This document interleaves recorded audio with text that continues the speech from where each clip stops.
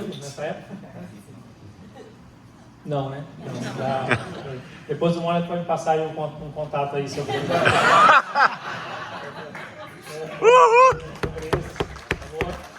Então, o nome é Luiz Vabo, mas ninguém chama de Luiz, todo mundo já chama pelo sobrenome, é Vabo mesmo. Então, se vocês gostarem, a gente vai depois seguir no Instagram, no Vabo23, né? Só se gostarem, né? Se não gostarem, tudo bem. Então, aqui do lado direito, um pouco da minha trajetória, começando aqui de baixo para cima. Então, não sei se dá para ver que tem um banquinho na frente, mas eu comecei no Civ Group, que é uma startup de tecnologia de precificação para e-commerce, que foi, inclusive, a mesma indústria que a ClearSale começou. Foi aí lá atrás que a gente entrou para a Endeavor, passamos por todo esse desafio, que vocês sabem como é bem tranquilo empreender no Brasil, é bem boa, né? Não tem quase obstáculo nenhum. Então, a ironia também daqui a pouco, né? já pegaram, né? A Eurico já conhece já a ironia.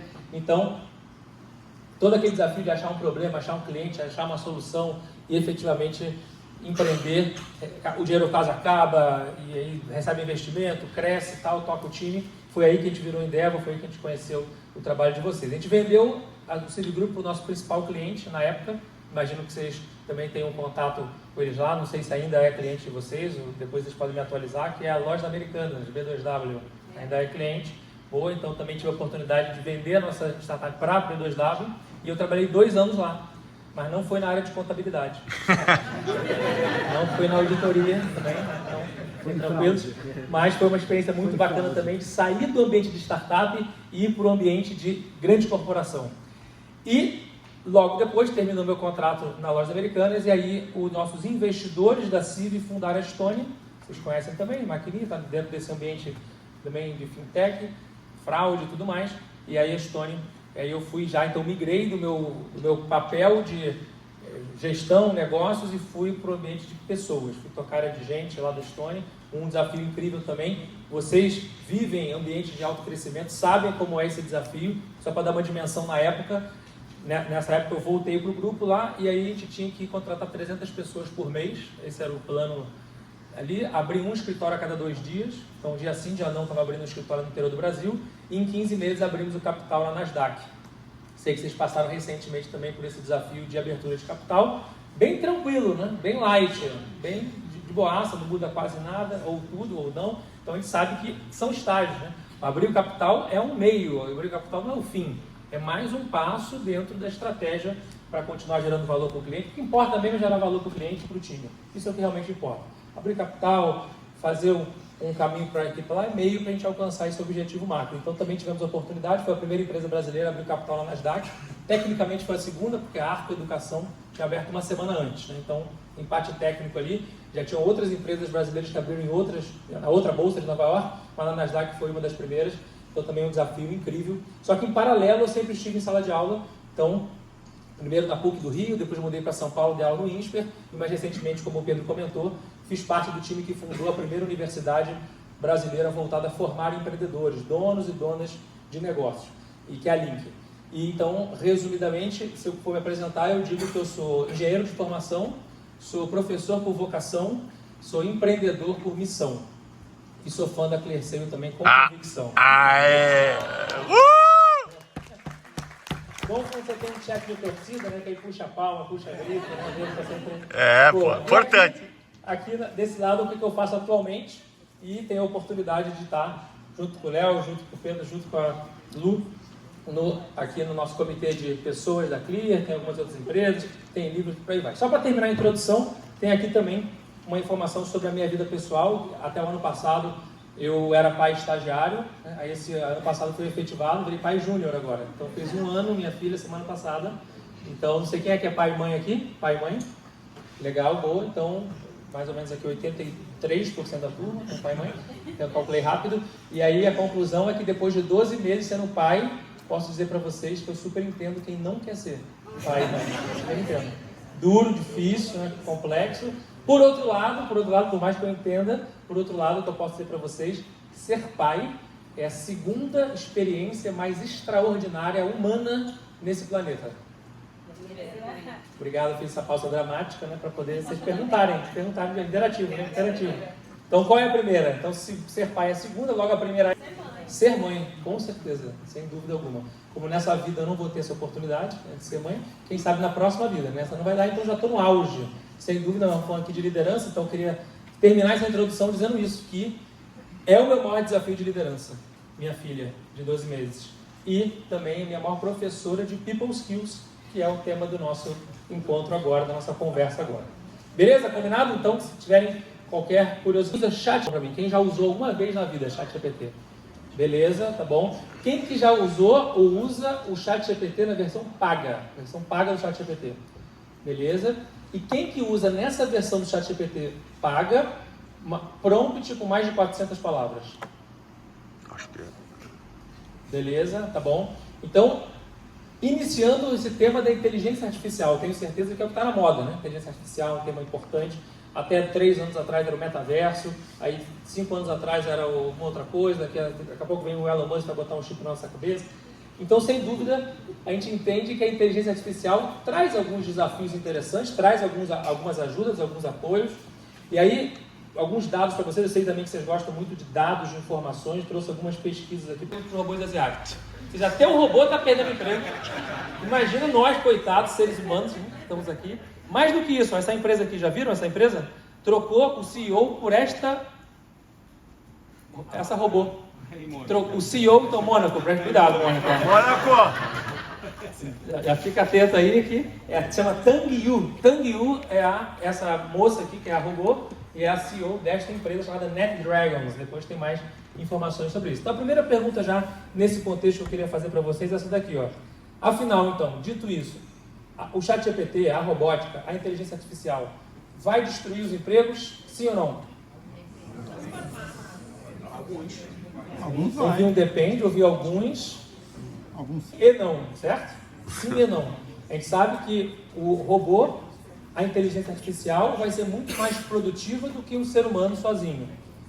Então o robô vai ser melhor do que o ser humano em algumas situações. Mas o ser humano com o robô vai ser mais efetivo do que só o robô. Certo? Agora a pesquisa, o que ela mostra pra gente? Que sim, a inteligência artificial vai trazer alguns desafios, mas hoje o maior assassino de empregos não é a inteligência artificial. Qual é o maior assassino de empregos hoje? É a inteligência emocional. Inteligência emocional. Ou a falta de inteligência emocional é o maior assassino de empregos hoje. Está aqui a pesquisa que mostra isso pra gente. 91% das pessoas no Brasil são contratadas pelas suas habilidades técnicas. Mas quando não dão certo nas empresas, é pela falta de habilidades comportamentais ou socioemocionais. São contratadas pelas hard skills e desligadas pela falta de people skills. Alguns conhecem como soft skills, eu vou já fazer essa diferença. Mas verifica comigo se vocês veem isso na realidade de vocês. As pessoas são contratadas porque têm um currículo legal, têm a boa formação, têm experiência naquela área, mas quando não dão certo, é porque não tem atitude, não tem trabalho em equipe, colaboração, não sabe lidar com a pressão, não sabe se comunicar, não compartilha dos comportamentos desejados pelos valores da empresa. Faz sentido isso, sim ou não? Estou ouvindo algumas cabeças balançando, então provavelmente vocês lembraram aí de nome, sobrenome, RG e CPF. Né? Tem algumas pessoas que eventualmente vocês cruzaram nesse caminho. Então isso é muito crítico, porque efetivamente quando a gente lembra da época da escola, o que nós aprendemos na escola? Matemática, física, química. Aí quem foi fazer administração, por exemplo, na faculdade, aprendeu o quê? Finanças, estratégia, marketing. Todas essas exemplos de hard skills, de habilidades técnicas. E as habilidades comportamentais, socioemocionais, que a gente chama de people skills, pouquíssimos de nós tivemos a oportunidade de ter uma aula sobre isso. Que bom que a Evan está trazendo para a gente um programa de desenvolvimento de líderes que vai contemplar esse tipo de abordagem, porque são essas habilidades que estão fazendo a diferença. Autoconhecimento, inteligência emocional, gestão do tempo, adaptabilidade, disciplina, resiliência, liderança, empatia, oratória, escutatória, saber ouvir, e por aí vai uma série de habilidades comportamentais. Mas vocês conhecem o termo como soft skills, certo? Já ouviram falar soft skills? E aí mais um dado para vocês, menos de 1% dos cursos de graduação e pós-graduação no Brasil possuem o tema de soft skills, ou people skills. Menos de 1%. E aí, qual que é a diferença então? Se a gente for falar assim, a definição, são sinônimos, é a mesma coisa. Soft skills e people skills igual. A tradução completa é isso aí que já tinha até no slide anterior, habilidades comportamentais socioemocionais. porém tem uma nuance.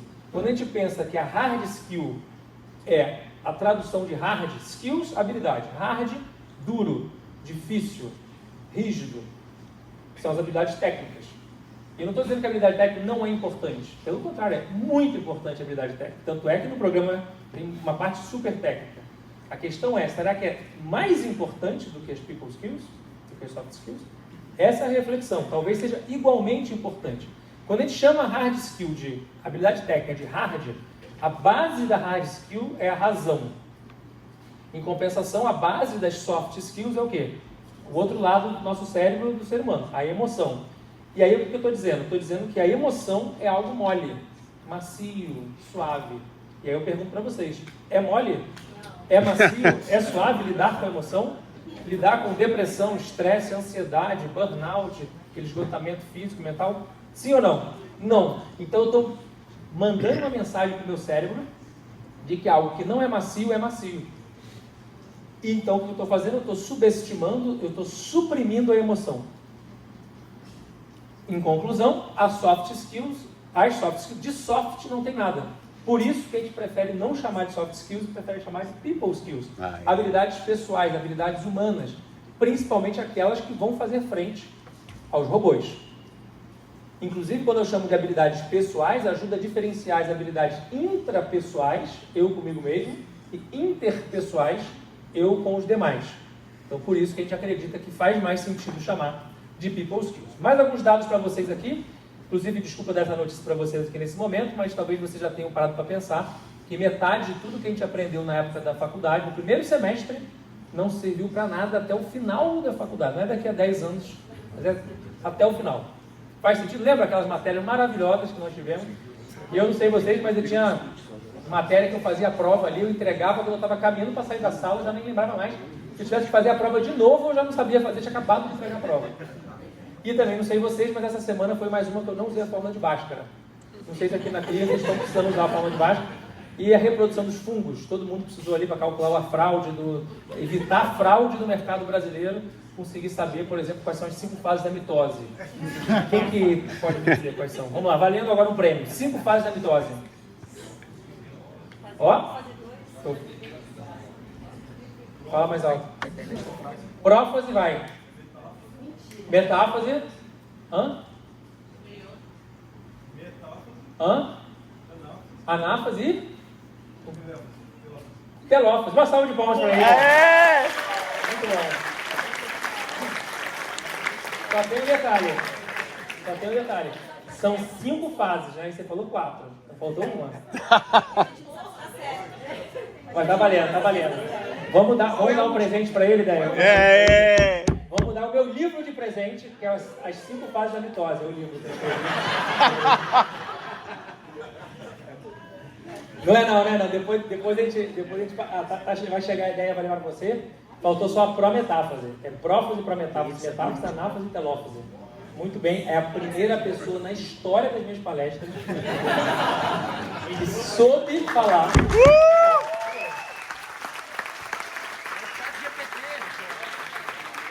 Ele já tem um chip implantado, o ChatGPT na mente dele. Qual que é o seu nome? Joel, muito bom, Joel, parabéns.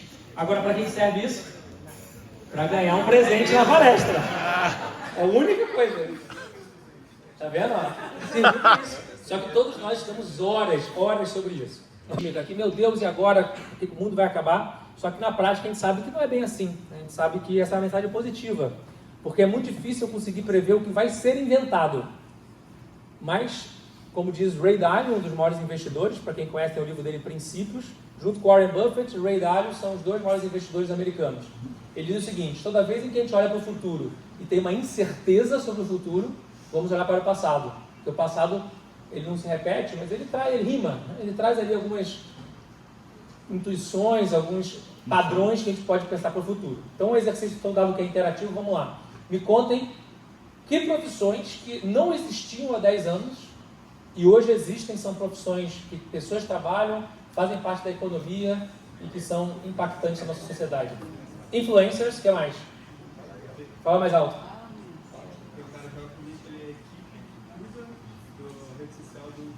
Equipe que cuida da rede social do influencer. Então, influência do influencer. Certo? Boa. Então, influência, eu falei, o que mais? Quantas profissões que não existiam há 10 anos? Copywriter. Hã? Pode falar. MLE é ótimo. Product Management, então POs, PMs não existiam há 10 anos. O que mais? ABM não existia 10 anos. Piloto de drone, operador de criptomoeda, operador de contratos inteligentes na blockchain, entregador do iFood, motorista do Uber, TikToker, passeador de cachorro, personal trainer de cachorro, um curso de oratória. Quem já fez um curso de oratória? Levanta a mão para mim. Beleza, bastante. E aqui, quem já teve que falar em público na vida? 100%, certo? Então, a gente teve aqui 70%, 80%. A primeira vez que teve que falar em público. Uma pessoa, 2 pessoas. Quem aqui já teve que demitir pessoas? Demitir. Quem aqui fez um curso de como demitir? Lá. Antes da Clear. Beleza. Ô, Gabriel, pergunta pra aquele senhor lá de cabeça branca.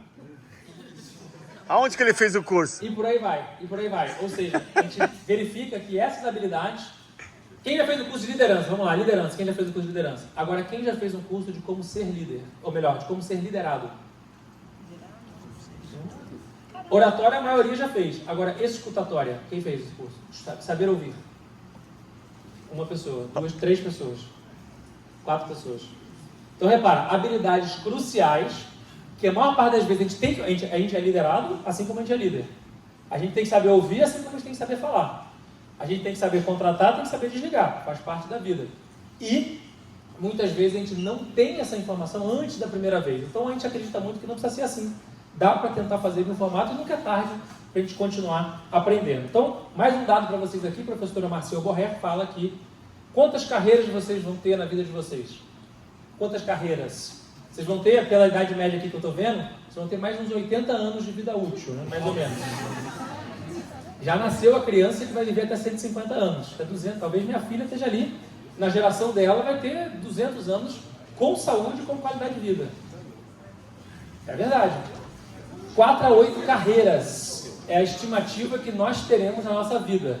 Verifica no seu próprio currículo. Verifica se tem ali carreiras diferentes. Repara que não é cargo, tá?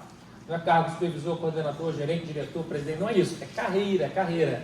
Então, ou seja, a pessoa é o quê? A pessoa é um influenciador, /professor, /palestrante, /fotógrafo, /chefe de cozinha, /programador, /PO, /professor de yoga, /empreendedor, um monte de coisa. Nunca é tarde para a gente saber pivotar nossa vida profissional, incluindo dentro das organizações que estamos presentes. Então, talvez aprender uma habilidade técnica específica, que hoje é o ChatGPT, ontem era o metaverso, anteontem era a Web 3.0 e daqui a 2, 3 anos vai ser uma outra coisa, talvez tenha algo que seja mais importante, uma camada acima do que o aprender. E sim o aprender a aprender, certo? Então, vocês sabem que como professor eu não sou capaz de não deixar um dever de casa para vocês, vou deixar esse dever de casa aqui, assistir o TED da Natalie Fratto. Ela é uma investidora americana e ela conta qual é a habilidade crucial que ela busca nas entrevistas para o time dela e para definir quem ela vai investir. E a habilidade crucial é adaptabilidade, as perguntas que ela faz para isso. Então, alguns números também para seguir nessa linha. Talent Smart fez essa pesquisa e mostrou que 58% dos profissionais hoje, o desempenho desses profissionais não é mais explicado pela sua habilidade técnica, pelo seu raciocínio lógico. Não é que não é importante. Raciocínio lógico, consciência intelectual continua sendo muito importante. Porém, não é mais o mais importante. O mais importante é inteligência emocional, que é esse conjunto de habilidades que a gente acabou de falar aqui, chamada de people skills, 58%. Se você for um profissional, um contribuidor individual. Se você for um líder, sobe para 80%. Só para 80%. Repara que ainda tem 20% ali. Tem 20% ainda a importância da técnica, mas 80% a importância da people skills, e aí você já é uma pesquisa da Gallup. Então, Talent Smart na primeira, Gallup na segunda. Um bom exemplo sobre isso, vamos pegar aqui do ponto de vista, um exemplo do futebol. Imagina que você está jogando futebol, para você entrar no jogo, você precisa do QI, quociente intelectual. Porque sem habilidade técnica, nem entra no jogo. Mas o nosso objetivo aqui, como organização, como os líderes, não é só entrar no jogo. Nosso objetivo é ganhar o jogo, certo? Para ganhar esse jogo, eu preciso do quociente emocional. Mas também o objetivo de vocês não é apenas ganhar só um jogo. O objetivo é ganhar o campeonato, é o longo prazo. É continuar sendo essa empresa consistente, entregando resultado relevante, atraindo talentos, servindo o cliente, longo prazo. Então, para isso, a gente está do QA, consciente de adaptabilidade. Ou seja, conseguir efetivamente fazer a leitura do momento e se reconfigurar como indivíduo e como organização para conseguir fazer frente às demandas do mercado. Um ponto que foi falado aqui que eu concordo muito é que eu lembro muito daquela situação de quando você está no avião. Quando você está no avião, que a aeromoça, o comissário de bordo fala, quando cair a máscara, você faz o quê? Primeiro em você, certo? Então, primeiro, para a gente poder liderar as pessoas, a gente tem que primeiro liderar quem? A nós mesmos. Beleza. Então, esse ponto aqui foi provado, tem um livro da professora Ângela chamado Garra, que em inglês chama Grit, também é muito bom. Ela fez esse estudo com o West Point, que são os principais, pessoal do Exército, Marinha Americana, pessoal dos militares americanos. Eles perceberam que para entrar lá, precisava de um raciocínio lógico. Então, todas as provas, todos os elementos técnicos, sem isso não conseguia nem entrar, que é esse exemplo que eu falei que nem entra no jogo. Mas quem realmente se formava e não desistia, não era quem tinha o raciocínio lógico. Isso todo mundo tinha para começar. Era quem conseguia manter a paixão, perseverança, aquela chama, e deu esse nome de garra, que é essa atitude positiva, essa perseverança, essa questão da resiliência. E aí tem essa habilidade. Mas tem uma palavra que é a número 1 sobre isso. Qual que é a palavra que vocês acreditam que é a número 1 de adaptabilidade? Estou ouvindo desaprender e estou ouvindo reaprender, certo? Todas têm a ver. Mas a palavra-chave é desaprender. Desaprender. O que te trouxe até aqui, o que fez a Clearseio ser essa empresa líder de mercado campeã, que é super admirada por muitas pessoas, não necessariamente será o que vai te levar para o próximo passo. Daí a importância da gente estar sempre percebendo essa leitura e fazer as mudanças. Porém, temos um grande impedidor. Qual é o principal impedidor para que as mudanças aconteçam? Nossas crenças. Em especial, a forma como o nosso próprio cérebro funciona. Para que serve o seu cérebro? Existe uma função apenas do seu cérebro. Para que é? Então, o seu cérebro não existe para te fazer feliz. Seria muito bom, né? Pô, meu cérebro foi criado para me fazer feliz, ele está trabalhando 24 horas por dia para você ser feliz. Seria bacana se fosse assim, mas não é. É exatamente isso. Seu cérebro existe para te manter vivo, para sobrevivência. Para entender se tem alguma ameaça aqui nesse ambiente que vai atrapalhar a nossa sobrevivência. E aí, como a gente não está mais na época das cavernas, em que tinha ameaça de vida o tempo inteiro, o tigre dente de sabre, é uma mamute, é outra tribo que vai me atacar, é questões naturais, consequentemente, hoje as ameaças vêm do ponto de vista das mudanças que a gente é obrigado muitas vezes a ter que passar. Então, entender elementos como a crença que você falou, o autoconhecimento, vai facilitar entender que nós temos essa biologia dessa forma. Tudo bem que vocês têm um super especialista em biologia aqui na turma, né, Joel? Mas além disso, além do Joel, também a importância de entender como o nosso cérebro funciona. Conhece esse rapaz aqui, ó, esse jovem senhor? Quem que é? Albert. Uma história sobre ele é o seguinte. Albertinho, né, para os íntimos. Então, Einstein era professor de física avançada. E aí, chegaram para o professor, o assistente dele falou assim, professor, vai ter uma prova agora e o senhor colocou aqui a mesma prova do ano passado. É a mesma turma e a mesma prova. Aí o Einstein falou, tá, mas qual o problema de ser? Não, mas é as mesmas pessoas com a mesma prova. E ele falou, não, tudo bem, mas foi um ano atrás a prova anterior, certo? Nesse último ano, o mundo mudou, as pessoas amadureceram, as pessoas mudaram. Então, por mais que as perguntas sejam as mesmas da prova, eu espero respostas diferentes.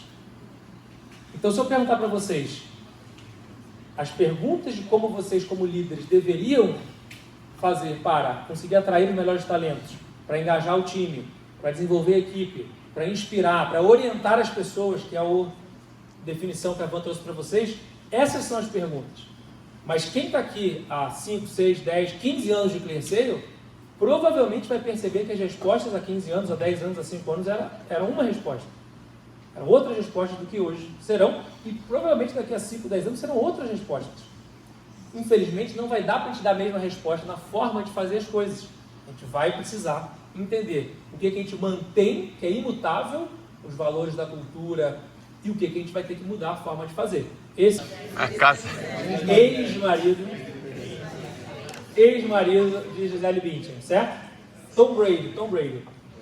Por acaso tem no currículo dele também que ele é o maior vencedor da história do futebol americano. Isso é um detalhe do currículo, certo? O principal é que ele é ex-marido de Gisele. Sabe como é que foi o processo seletivo do Tom Brady? Draft. Quando ele estava na universidade, estavam selecionar os principais jogadores universitários para ir para o profissional. Quando chegou o ano de Tom Brady, ele foi um dos selecionados para jogar. Maior da história, viria a ser anos depois. Quero saber de vocês, quem sabe me dizer que posição ficou o maior da história, entre primeiro lugar e número 200. 134. 134, temos o número aqui. Alguém chuta o número. Joel, sua chance agora. Vai levar o segundo livro, Joel. Tá fora da área, só uma biologia. Vou dar uma dica para vocês. Qual foi? Quinto? Quinto da rodada. Quinto da rodada. Mas no geral... Ó, Michael Jordan foi o terceiro. Basquete, Michael Jordan, um dos maiores da história, terceiro, tá na margem de erro. Tom Brady, o maior da história. Foi o número 199. De 200, ele foi o 199. Ele quase não foi selecionado, que viria a ser futuramente o melhor da história e quase ficou pelo caminho. Como é possível que uma indústria bilionária tenha cometido um erro tão grave como esse? Essa é a pergunta que a gente quer investigar. E aí tem uma hipótese levantada pelo um dos oponentes de Tom Brady, que falou o seguinte: mediram Tom Brady, para chegar em 199, mediram ele apenas de fora para dentro, ao invés de medirem ele de dentro para fora. Em outras palavras, que critérios foram selecionados para definir quem ia ser o primeiro, quem ia ser o 199 e por aí vai? Primeiro critério, era um jogador rápido? Tinha velocidade? Não. Tom Brady era lento. Tom Brady era forte? Força? Não. Ele era mais franzino comparado com os outros oponentes dele naquela posição de quarterback. Tom Brady era preciso? Ele, arremessando aqui, tinha precisão no arremesso? Também não era muito bom nisso. Ou seja, mediram ele apenas de fora para dentro, habilidades técnicas, hard skills. Esqueceram de medir Tom Brady de dentro para fora. Com 80 mil pessoas no estádio, você acha que a precisão, a força e a velocidade seria a mesma se não tivesse ninguém no estádio? Tom Brady era o que conseguia lidar melhor com a pressão de 80 mil pessoas gritando na cabeça dele. Tom Brady era o primeiro a chegar no treino. Era o primeiro a chegar no treino. Era o último a sair do treino. Ele era o que tinha mais disciplina para se alimentar bem, para dormir, para meditar e para fazer os exercícios que precisava fazer, mesmo com a idade mais avançada. No dia da competição do Super Bowl, o que ele fazia? Ele mandava mensagens personalizadas, individuais, para cada membro dos mais de 30, 40 jogadores que tinha, para motivar, para orientar, para demonstrar o apoio. A liderança de Tom Brady, a capacidade de lidar com a pressão e o cenário em que ele conseguia ser disciplinado e resiliente quando errava, fez dele o melhor jogador da história. Nunca ninguém ganhou, nenhum time ganhou tanto Super Bowl quanto ele ganhou. Mais uma vez, Tom Brady é um exemplo de que precisa ter habilidade técnica, não é para abandonar. Mas sem people skills, provavelmente a people skills vai, se não tiver, vai atrapalhar a técnica. E se tiver, vai maximizar a técnica. Não dá para desenvolver. Então vou dar um exemplo. Ó. Dá para desenvolver caráter, intuição, carisma, empatia? Sim, todos dá. Todos dá, menos caráter, é isso? Caráter não dá para desenvolver. Como é que vocês desenvolveram de vocês, então? Como é que é? Nasci com caráter ou não nasci com caráter, é isso? Até 8 anos de idade. Então, até 8 anos de idade, você desenvolve caráter. Se não, não desenvolve mais. Dá para desenvolver caráter. Pensa, então, vamos pegar esse exemplo. A pessoa é a pessoa mais mau caráter que você conhece. Sociopata, praticamente. Certo? Aí a pessoa fala o seguinte: olha, a vida inteira eu tive essa minha reputação, mas a partir de hoje, eu quero mudar. A partir de hoje, eu vou ler todos os livros de ética, integridade, honestidade, caráter, e eu vou refrear o meu espírito, minha tentativa de querer prejudicar os demais. Essa pessoa, ao final de 30 dias, ela vai estar igual, melhor ou pior do que hoje? Melhor. Então, ela desenvolve, certo?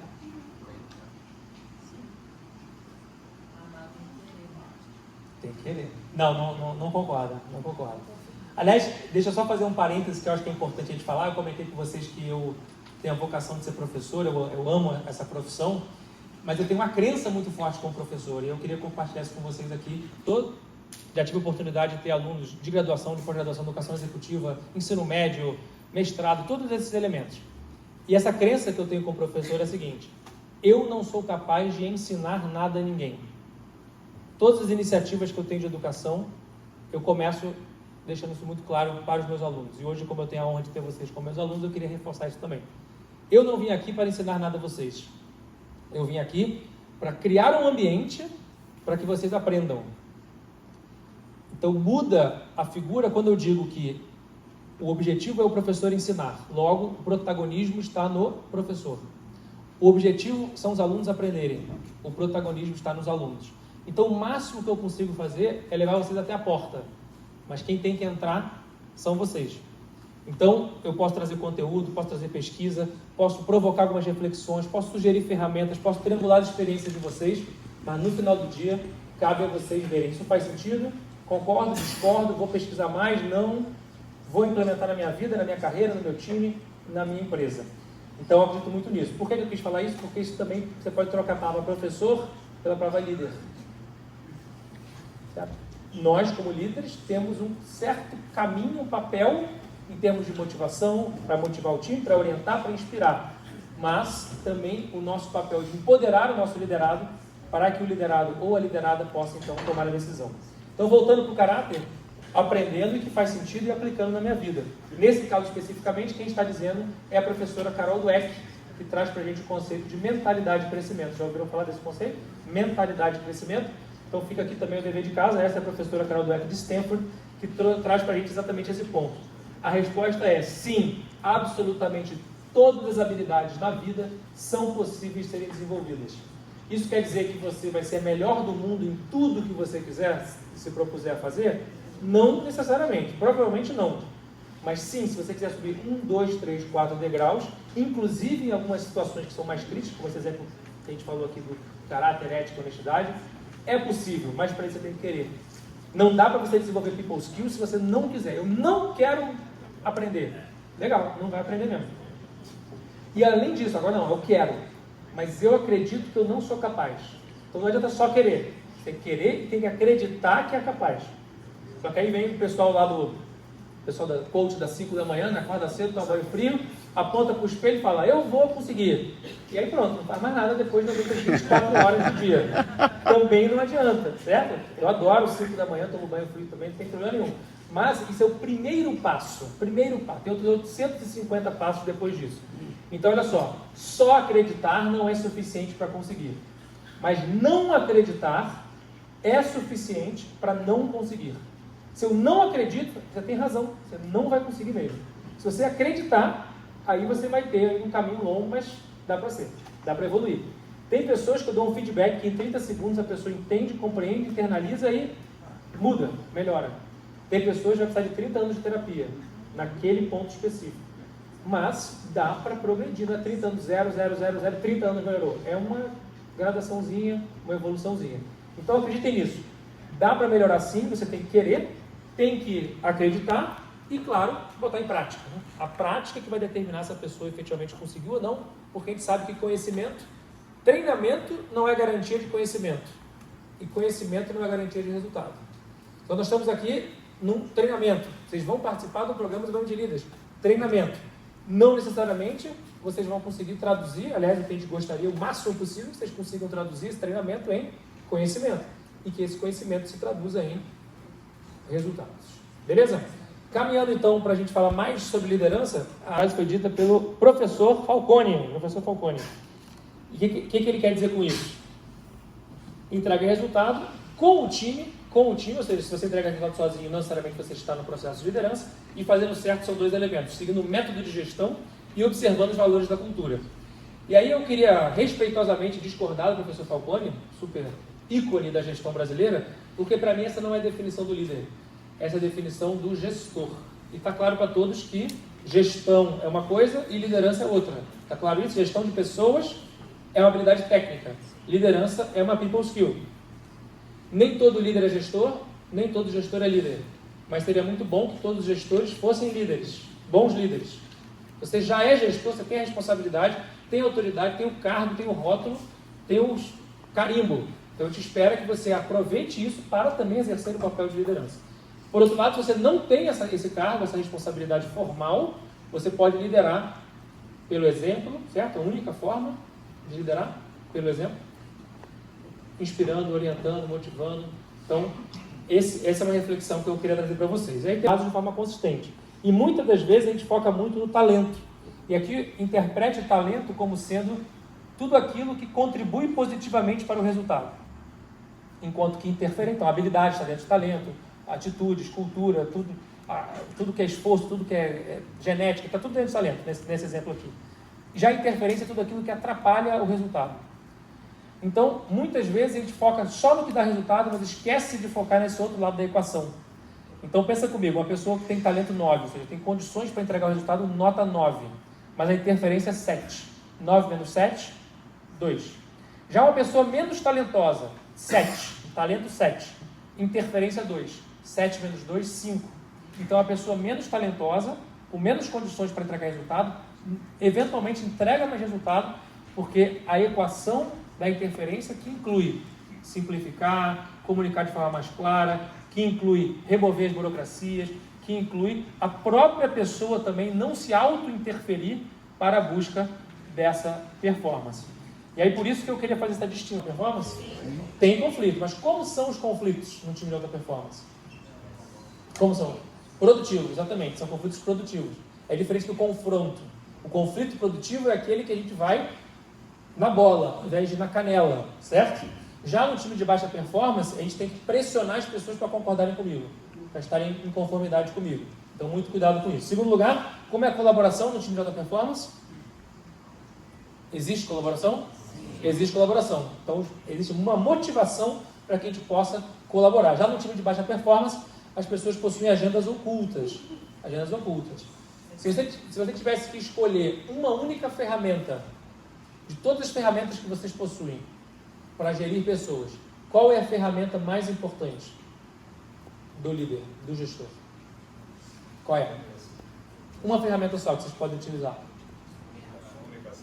Comunicação, one-on-one, o que mais? Comunicação é mais uma habilidade, né? Então você vai traduzir essa ferramenta através de rituais, por exemplo, de um one-on-one, é uma forma. Alguém tem alguma outra sugestão de ferramenta? O one-on-one é uma boa escolha, mas tem um tipo específico de one-on-one que, na minha visão, é a principal ferramenta. Exatamente, é o feedback. O feedback está muito desgastado nas organizações, porque tem até alguns apelidos de feedback, né? Já ouviram falar? Esses mesmos que vocês pensaram. Quem não souber, depois no coffee break eu conto para vocês qual é o apelido do feedback. Qual que é o apelido do feedback? Estou só repetindo o que elas falaram aqui. É feedback. Qual que é o problema do feedback? É que normalmente agenda oculta. Ou seja, será que é realmente a pessoa está me dando feedback com o único objetivo do feedback é o meu desenvolvimento? Ou será que tem alguma outra intenção? E aí se você vê isso de traumas do mercado, de outras empresas, parará, e aí você não tem gestão da consequência no feedback, enfim, tem uma série de elementos, mas sem dúvida alguma é a principal ferramenta, a capacidade que o líder tem de criar um canal de diálogo, uma conexão com o seu liderado e dar um presente para o seu liderado, que é, eu vou sinalizar o que você está indo bem e o que você tem para melhorar. Tão simples quanto isso. Diversidade, já sabemos ali que quanto mais diverso um time, em termos de habilidade, de experiência, as pesquisas todas mostram isso, não só a diversidade como a inclusão, eu sei que vocês fazem um trabalho muito bom nesse sentido, todas as pesquisas mostram que a inovação vem desse processo de diversidade. Já um time de baixa performance tem muitos vieses, aqueles atalhos mentais que nos impedem de tomar as melhores decisões. E regras num time de alta performance claras e combinadas, clareza, comunicação, vocês citaram aqui. E um time de baixa performance falta accountability, falta aquela responsabilização do porquê que eventualmente aquele resultado não está acontecendo. O especialista, aquela pessoa que fala, dá licença time, eu vou colocar a mão na massa para resolver. É um especialista. Tem outras situações que você está atuando como gestor, que é você estar batendo o bumbo, organizando a meta, entendendo o objetivo, gerenciando os entregáveis, esse é o papel do gestor. Tem horas que atua como coach, que é quando você está desenvolvendo, você está dando feedback, você está mentorando, você está orientando. E tem hora que você atua como líder, nesse sentido, nesse exemplo aqui, que é quando você está dando norte, quando você está inspirando, quando você está relembrando o propósito, relembrando o sonho.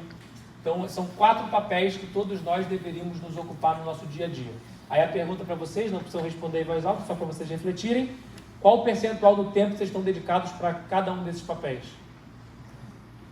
E aí, para ninguém pular da ponte, só para dar a resposta que eu normalmente escuto, é 90% do tempo nos 2 primeiros. Colocando a mão na massa e, eventualmente, gerenciando. Aí 10% do tempo, ou 9% do tempo como coach, desenvolvendo, e quando dá, quando lembra, um pouco desse papel ali do líder.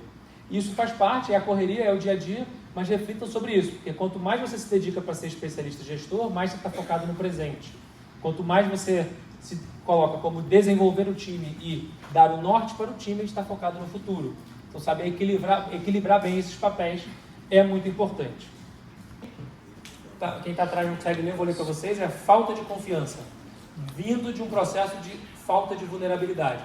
E isso tudo vai caminhando em cada degrau desse e chega no final, naquele que é o pior destruidor de um time, que são os egos e vaidades. A gente tem a oportunidade de fazer um trabalho junto com o Bernardinho, nosso técnico, ex-técnico, que agora voltou a ser um técnico da Seleção Brasileira de Vôlei. Tive com ele esse final de semana, a gente tem as nossas turmas de liderança, e ele comenta exatamente isso, que o papel nosso como gestores, como líderes, é conseguir deixar o ego no bolso. É conseguir, não tem como ele prometer que a gente vai ganhar mais uma medalha olímpica. O que ele promete é que a gente vai ter todo o esforço e todo o trabalho para chegar lá. Então, sem dúvida, esse é um grande ponto para a gente pensar, essa degrau aqui em cada um desses elementos que pode eventualmente estar atrapalhando a nossa performance no contexto específico. Mais um exemplo do esporte aqui, falamos já dele, Michael Jordan, mas ele jamais vai conseguir ganhar um campeonato. Que o próprio Bernardinho fala, né, que o nome que está na frente é muito mais importante que o nome que está atrás. O nome que está na frente é o nome do time, Clear Sale. Já viu aquele jogador de futebol que faz o gol e aponta para o próprio nome? Ele fez o gol sozinho, ninguém cruzou a bola, ninguém marcou o adversário. Então, Bernardinho fala que toda vez que o jogador dele aponta para o nome dele, ele faz um gesto de substituição. Né? Pode sair, porque não entendeu o espírito da liderança. Então foi muito simples. Quais são os 5 principais objetivos para 2024? Temos os 5 principais objetivos da Clear para 2024? 4 mais 2. 4 mais 2. Então, estamos com 6, beleza, tá bom. Sim, tá bom. Melhor do que 18, né? Melhor do que 18. Pô, então temos os 6 principais objetivos. Nessa pesquisa aqui, ó, calcula comigo. Se os 10 respondessem os mesmos 5, temos a resposta 5. Se cada um responder um diferente, 10 vezes 5, 50. Então esse é o ranking aqui entre 5 e 50. E aí eu pergunto para vocês, as principais empresas americanas, qual número vocês acham que deu entre 5 e 50? 5 sendo, quanto mais próximo do 5, mais alinhados. Quanto mais próximo do 50, mais desalinhados, certo? O resultado foi 34. Você está mais para desalinhado. Mas qual que é a beleza dessa pesquisa? É que eles correlacionaram esta resposta com a lucratividade da empresa. Cadê o Mafra aí? Então, uma pessoa financeira aí, ó. Correlacionaram com a rentabilidade, com o bottom line, que está aqui o resultado. As mais lucrativas responderam de 6 a 12 e as menos lucrativas de 26 a 43. Ou seja, quanto mais a alta direção estiver alinhada para os mesmos 5 objetivos, isso repercute diretamente na lucratividade final da empresa. Em outras palavras, se todo mundo remar para a mesma direção, já vai ser difícil, porque tem um monte de obstáculos. Mas se cada um remar para um lado, aí é certeza absoluta que vai dar ruim. E o ideal é que não seja só a alta direção. O ideal é que possa todos os líderes e também todo o time da ponta. Uma outra pesquisa também para vocês mostram que qual o percentual dos problemas que o CEO conhece da empresa? O que vocês acham? Qual o percentual do problema se o Mônaco estiver na média? Um pouquinho mais de 2. 5%. 5% é o percentual que o CEO das empresas em geral, na média, conhecem da realidade dos problemas. A diretoria, 20%. A média gerência, 50%. E o time da ponta que está lá no dia a dia, 100%. Certo?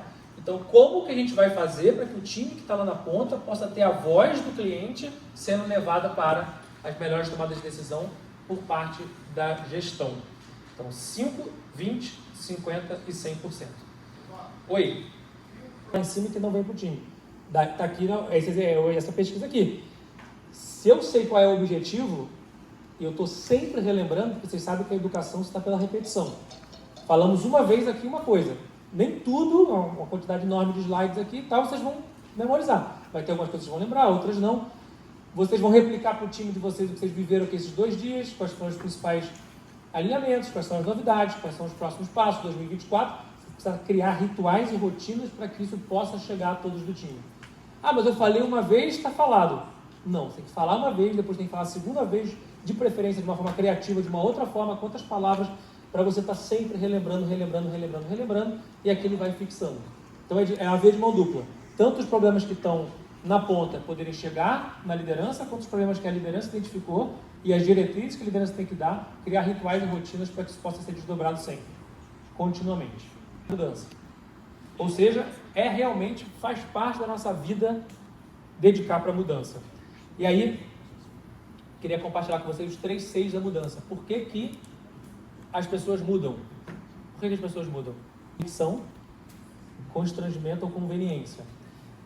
E aí, a fórmula da gestão da mudança, para ajudar vocês no dia a dia, quando vocês tiverem que implementar uma mudança, eu sei que vocês estão o tempo inteiro em processo de transformação, é essa fórmula aqui, ó. Repara que são 3 fatores na fórmula da gestão da mudança e um vezes o outro. Qual que é a beleza da fórmula? Se um dos 3 for 0, o que vai acontecer com a mudança? 0, porque o fator é matemático. Então, insatisfação vezes visão vezes processo. Para que você vai mudar se você não está insatisfeito? Então, você como líder precisa deixar claro por que o ponto A, que é o ponto atual, está ruim. Estamos insatisfeitos com ele. Ponto B é a visão, para onde eu quero ir. Deixar claro por que o ponto B é melhor que o ponto A. E o processo é como eu faço para chegar lá. E aí, isso tudo, essa multiplicação tem que ser maior do que o custo de mudar. Esse é o objetivo da gestão da mudança. Caminhando para a liderança, uma interação de educação de pessoas. Toda interação de liderança é uma interação de educação. Você pode tomar uma decisão e isso vai somar para o time. Ótimo, maravilha, você tomou a melhor decisão possível. Mas você pode, além disso, tomar uma decisão e explicar para o time por que você tomou essa decisão. E ensinar o time, e orientar, e inspirar, e compartilhar o seu racional. Você está formando as pessoas a cada decisão que você toma. Só pode haver promoção se houver vaga, gostei. Orçamento, né? Já ouvi essa resposta também. Vaga e orçamento. Mas além disso, além de ter vaga e orçamento, tá alinhado. Tá alinhado. Gostou, né, Mafra? Olha aí, Mafra. Mas além da vaga e do orçamento, só pode haver promoção se houver sucessão. Porque vaga, o mérito da promoção, o orçamento, está tudo incluído nisso. Mas mais do que isso, como é que eu vou ser promovido se eu deixei um buraco onde eu estava? Então eu preciso formar pessoas, de preferência, melhores do que eu. Porque aí eu entendi a essência da liderança. Sabe aquele tipo de líder década de 80, década de 70, que é assim, ó, não vou nem sair de férias, porque vai que toma o meu lugar, e eu não vou compartilhar as informações, porque essa é a mentalidade da escassez. Pelo contrário, eu tenho mais é que compartilhar tudo que eu puder, formar 2, 3, 4, 5 sucessores. Porque aí eu tenho possibilidade, eu cresço, o time cresce, a empresa cresce, o cliente é melhor atendido e por aí vai. As pessoas vão se esquecer do que você fez ou falou, mas não vão se esquecer de como você as fez sentir, como você as tratou, como você gerou as experiências. Exercício rápido aqui. Lembra do melhor professor que você teve na época da escola? Lembra rapidinho assim, puxa na memória, 3 segundos. Lembrou? Melhor professor, professora que você teve? Se você lembrou dessa pessoa agora, você não lembra exatamente o que essa pessoa falou, nem o que ela fez, necessariamente. A nossa memória prega peças. Mas se você lembrou dessa pessoa, é porque ela deixou uma marca em você, de você ter se sentido bem na presença dela. E esse é o nosso papel como líder. É fazer as pessoas do nosso time terem orgulho de quem elas já são. E não da expectativa que você tem para elas. É orgulho de quem elas já são. Esse é o nosso papel. E para fechar, não seja o líder que você gostaria de ter tido. Seja o líder que seus liderados precisam que você seja. Se você quer ser o líder que você gostaria de ter tido, o foco está em você. Se você coloca o foco nos seus liderados, melhor ainda. Então, para a gente fechar mesmo agora, porque agora, o último slide são 15 slides, né, que são os últimos. Última chance. Então, uma história rápida, para mim, é legal para a gente fechar, é o seguinte. Um conhecido meu morava em Barcelona, e ele falou o seguinte, olha, todo mundo consegue ver o Messi jogando futebol, mas eu queria ver como é que é o treino do Messi, porque lá no estádio todo mundo já conhece. Agora, será como é que é o treino? Melhor do mundo jogando, 8 vezes campeão mundial, atual campeão da Copa do Mundo, deve ser um super espetáculo o treino do Messi. E aí ele foi lá, assistiu o treino do Messi, e aí qual foi a conclusão que ele teve? Como é o treino do Messi? 4 horas de treino. Ele faz o quê? Recebe a bola, domina e passa. Recebe a bola, domina e passa. Recebe a bola, domina e passa. Ou seja, eu já fiquei entediado aqui só de fazer esse movimento aqui. Imagina 4 horas disso. E aí foi quando ele ficou um pouco chateado, depois caiu a ficha dele, que ele percebeu o seguinte: se você quiser falar sobre a inteligência artificial, as tendências, o futuro, ótimo, vamos falar sobre isso. Mas nós temos que garantir que antes disso eu consiga fazer o básico bem feito. Eu consiga fazer os fundamentos bem feitos.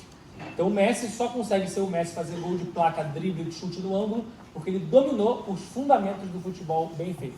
Então quais são os nossos fundamentos como líderes? Saber entrevistar, saber fazer um bom onboarding, saber acolher, saber conduzir um bom feedback, conduzir uma boa reunião produtiva, sucessão, demitir com respeito, dignidade e por aí vai. Todos os processos de gestão de pessoas, a gente tem que garantir que a gente está fazendo bem. Uma vez isso dominado, abre espaço para a genialidade. Então, eu queria dizer que foi um grande prazer. O time são pessoas, eles precisam entender de pessoas para conseguir entregar as metas de negócio. Eu, como eu falei para vocês, eu sou super fã do trabalho que vocês fazem. Me sinto um player lover. Muito obrigado, foi uma grande honra para mim. Valeu. A interação que você puxou, eu queria perguntar para vocês se o que o Vabo falou se conectou com vocês. Se conecta com a Clearceia? Se conecta com o nosso jeito? Se conecta com a pergunta da Jaque da semana passada? Não é da semana passada, ontem, né? Nem estou acelerado. De ontem. Então, eu queria dizer para vocês que esse é o nosso pontapé inicial desse programa que a gente está tentando construir com muito carinho e que a gente está muito convicto que isso vai fazer com que a gente se una ainda mais, consiga ter um time ainda mais forte e consiga fazer as coisas que precisam ser feitas. Mas além de se conectar com vocês, eu tenho mais uma pergunta. Sobre o conteúdo que a gente está falando nesses 2 dias. Qual é o sentimento que vocês saem daqui? Clareza. Mais alguém? Palavras. Positivo? Palavra. Alinhamento. Então vamos ver se o Vabo, vamos ver se eu fico bonito na foto com o Vabo, né? Ele é do nosso conselho, gente, me ajuda. 4 mais 2. 4 mais 2. Vamos lá. Primeira prioridade do Cafu, qual é? Segunda prioridade da Build Application Fraud. Terceira prioridade da Build Application Fraud. Quarta prioridade de New Ventures. O que vai embalar e garantir a sustentabilidade do nosso futuro. E segundo, vender igual maluco, certo? Boa, estamos alinhados. E pessoal, além do presente que foi essa palestra, eu realmente fiquei muito feliz. Essa palestra foi construída, obviamente, com o trabalho de People e com o conhecimento do Vabo no dia a dia, mas a gente teve a oportunidade de fazer um papo de 30 minutos e é impressionante como ele conseguiu fazer parte do nosso evento de uma forma tão fluida. A gente ainda vai ganhar presente. Então, nós temos 14 nomes, é isso? 15. Boa, galera! Aê! Valeu! Muito bem, parabéns a vocês.